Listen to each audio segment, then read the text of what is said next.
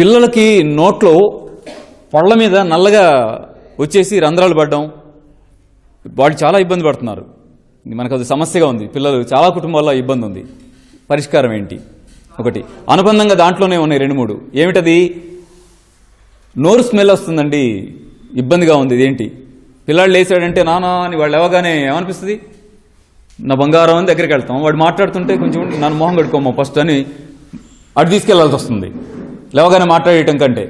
ఈ ఇబ్బందులు ఎలా?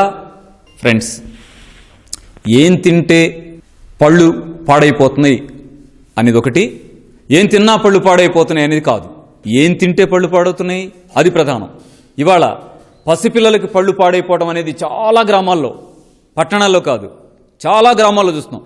గ్రామాల్లో పిల్లలకి పళ్ళు పాడవుతున్నాయి ఏంటి?